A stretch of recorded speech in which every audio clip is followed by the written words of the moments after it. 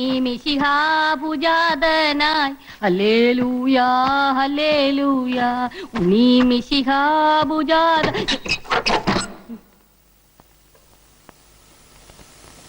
എന്റെ മകളെ ഇത് ഞാനാ നിന്റെ അപ്പൻ ഇറുക്കിപ്പര വർക്കി കണ്ണുറക്ക്.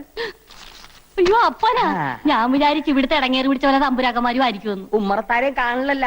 മന്ത്രവാദി പിശാചുക്കൾ എങ്ങാട്ട് പോയി? കഴിഞ്ഞ ദിവസം ഒരു തമ്പുരാൻ ഈ വീട്ടിൽ പാമ്പ് കടിച്ചു മരിച്ചു. തെക്കേപ്പുറത്ത് അയ്യാക്കട കർമ്മം നടക്കേന്നു. എന്റെ മാതാവേ രക്ഷപ്പെട്ടു. ഇനി ആരും ഇങ്ങോട്ട് വരത്തില്ല.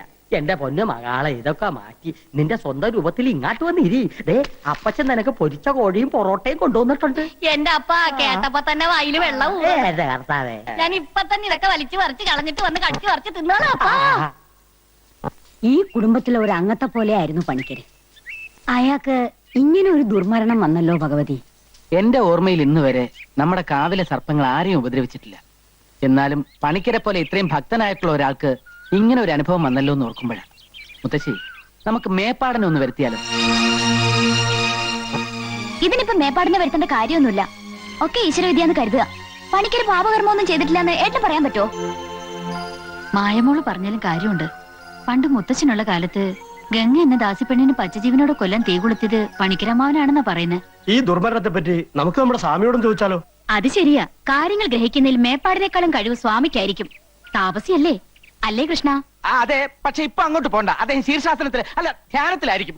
ശല്യപ്പെടുത്തണ്ട. അദ്ദേഹത്തിന് ഒരു ശല്യാവൂല്ല. പുണ്യാത്മാക്കളെ പറ്റി നിനക്കെന്തറിയാം? സ്വാമിയുടെ ജ്ഞാനദൃഷ്ടിയിൽ ചിലപ്പോ പണിക്കരുടെ ആത്മാവിനെ കുറിച്ച് വല്ലതും തെളിഞ്ഞാലോ? സാവിത്രി കൂടെ വാ, നമുക്കൊന്ന് ചോദിക്കാം. മുത്തശ്ശി, അങ്ങനെയാണെങ്കിൽ ഞാൻ കൂടെ വരാം. അദ്ദേഹത്തിന്റെ ഭാഷ നിങ്ങൾക്ക് മനസ്സിലാവില്ലല്ലോ. ആ. ജയ് ഹനുമാൻ.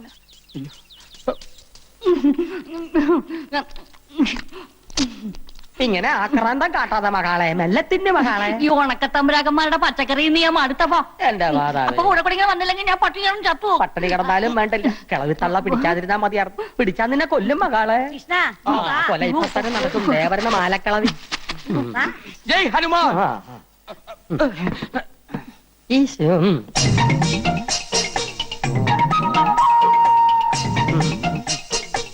അല്ല, ഇതാ കോങ്ങാണ്ടൂർ കോലത്തെ തമ്പുരാനല്ലേ? അതെ. ഇതേതാ ഈ പെൺകുട്ടി? പൊറുക്കണം, എന്റെ മകളാ.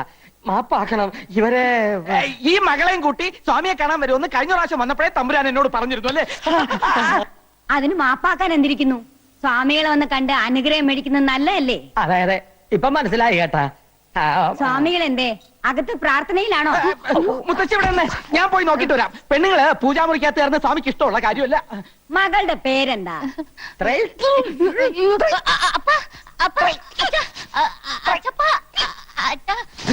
അയ്യോ, ഇതെന്ത് പറ്റി? കുട്ടിയുടെ പേര് ചോദിച്ചതാ. എന്താ തമ്പുരാന്? ഇത് ഗ്യാസാ. പിന്നെ കുട്ടിയുടെ പേര് ത്രയംബകം. ത്രയംബക തമ്പുരാട്ടി. ഇത് നേരത്തെ പറയാൻ പാടില്ലായിരുന്നാ? ഗ്യാസ് വലച്ച്. പൂജ കഴിഞ്ഞ് സ്വാമി ഇറങ്ങാറായോ കൃഷ്ണ? ഒരു 15 മിനിറ്റിന്റെ താമസമുണ്ട് മുത്തശ്ശി. മുത്തശ്ശി പൊക്കോളൂ, ഞാൻ സ്വാമിയെ കൂട്ടിക്കൊണ്ട് അങ്ങോട്ട് വന്നോളാം. ഏയ്, അത് വേണ്ട. ബഹുമാനിക്കേണ്ടവരെ നമ്മൾ ബഹുമാനിക്കാം. അയ്യോ, അതുകൊണ്ടല്ല. പൂജ കഴിഞ്ഞ് ഒരു 15 മിനിറ്റ് ടോയ്ലറ്റ് പോണം സ്വാമിക്ക്. എന്നാലേ ഞങ്ങൾ പോയിട്ട് പിന്നെ വന്ന് കണ്ടു. നല്ലത്. സ്വാമികളെ കണ്ടിട്ടേ വീട്ടിലേക്ക് വരാം. ആഹാരം കഴിച്ചിട്ട് പോവാം. വരും, ഞങ്ങൾ തീർച്ചയായും വരും കേട്ടാ. താൻ ഊണ് കഴിക്കാൻ പോവല്ലേ? പോവും. തന്റെ മുട്ടകളെ ഞാൻ തല്ലി ഓടിക്കും. പേടിപ്പിക്കാ. എന്നാ ഞങ്ങ പോണില്ല.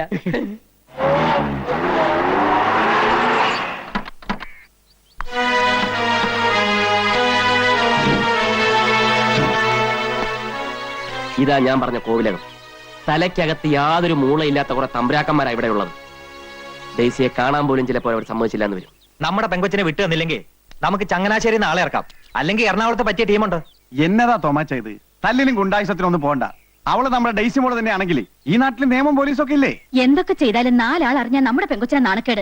കാര്യങ്ങളൊക്കെ അങ്ങ് നയത്തി പറഞ്ഞു തീർത്താ മതി. അമ്മച്ചി പറഞ്ഞാ എന്റെ ശരി.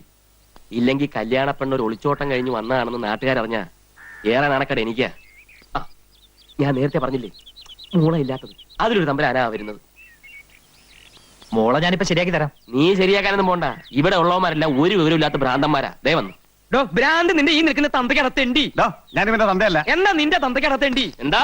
ഭ്രാന്ത് ആശുപത്രിയിൽ നിന്ന് ഒളിച്ചോടി വന്നിട്ട് നാട്ടിലുള്ള മാന്യമാരെ മുഴുവൻ ഭ്രാന്താന്ന് വിളിച്ച് അധിക്ഷേപിക്കേ. ഇവരൊക്കെ ആരാ? നിന്റെ കൂടെ ഭ്രാന്ത് ആശുപത്രിയിൽ നിന്ന് ഒളിച്ചോടി വന്ന ഭ്രാന്തന്മാർ.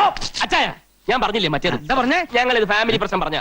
താൻ ഒരു കാര്യം മനസ്സിലാക്കി. ഒരാൾ എന്തെങ്കിലും ഒന്ന് പറഞ്ഞ അത് സത്യമാണോ കള്ളമാണോ എന്ന് അന്വേഷിക്കാനുള്ള സാമാന്യ ഭ്രാന്തെങ്കിലും വേണം.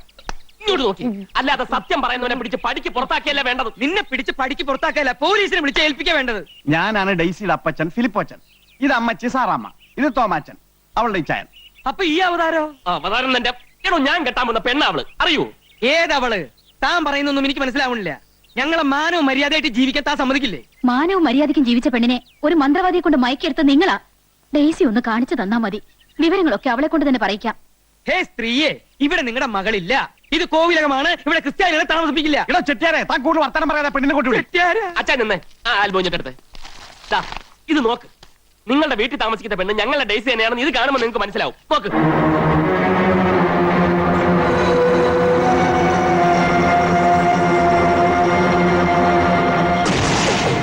ഇപ്പൊ മനസ്സിലായോ ആർക്കാ ഭ്രാന്തം?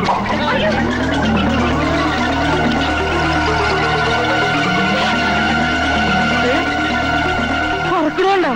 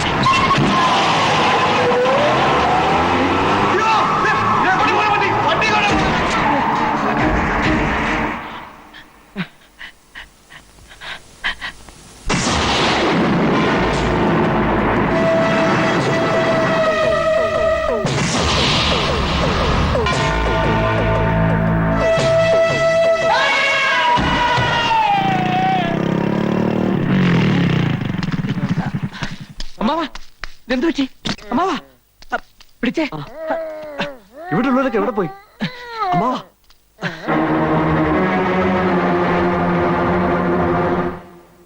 എന്താ ഉണ്ടായേ? ഞങ്ങൾ വന്നു കയറുമ്പോ അമ്മാവൻ ബോധമില്ലാതെ കിടക്കായിരുന്നു. ഉടനെ ഏതെങ്കിലും ഹോസ്പിറ്റലിലേക്ക് കൊണ്ടുപോവാം. ഭഗവതി, ഇത്ര പെട്ടെന്ന് ഏട്ടൻ എന്ത് പറ്റി? അമ്മാവാ, ഇതെന്ത് ഭാഷയാണ് അമ്മാവാ? ഒന്നും അങ്ങോട്ട് മനസ്സിലാവണില്ലല്ലോ. എന്താ ഉണ്ടായെന്ന് പറ രാമാ. എന്ത് പറ്റി അമ്മാവന്?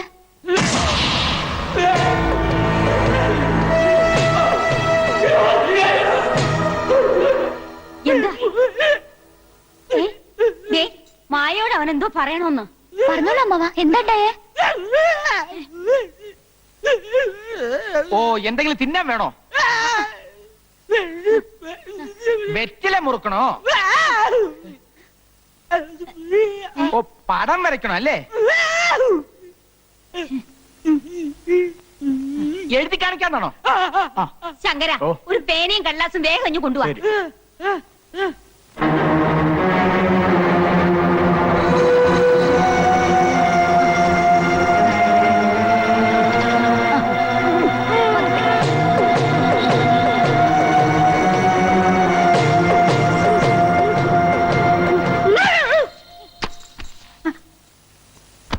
അയ്യോ, എന്റെ ഭഗവതി, കൈ തളർന്നുപോയല്ലോ. കൃഷ്ണ, വേഗം ചെന്ന് മേപ്പാടിനെ വിളിച്ചോണ്ട് വരിക. ഇവിടെ അനർത്ഥങ്ങൾ കൂടുകയാ. ഇതിന് പരിഹാരം ചെയ്യാൻ മേപ്പാടിനെ പറ്റൂ. ഇതിന് മന്ത്രവാദമൊന്നുമല്ല, നല്ല ചികിത്സ ആവശ്യം. കുട്ടി, നിനക്ക് പറഞ്ഞാ മനസ്സിലാവില്ല. ഈ കുടുംബത്തിൽ ഇങ്ങനെയുള്ള അനുഭവങ്ങൾ ഞാൻ കൊറേ കണ്ടതാ. എന്നാലും വർമ്മമ്മവൻ ഇങ്ങനെ തളർന്നു വീണ സ്ഥിതിക്ക് മേപ്പാടിനെ അല്ല വരുത്തേണ്ടത്, ഡോക്ടർ തന്നെയാണെന്ന് എന്റെ അഭിപ്രായം. വർഷങ്ങൾക്ക് മുമ്പ് എത്ര ദുർമരണങ്ങളാ അടിക്കടി ഈ വീട്ടിൽ നടന്നിട്ടുള്ളത്.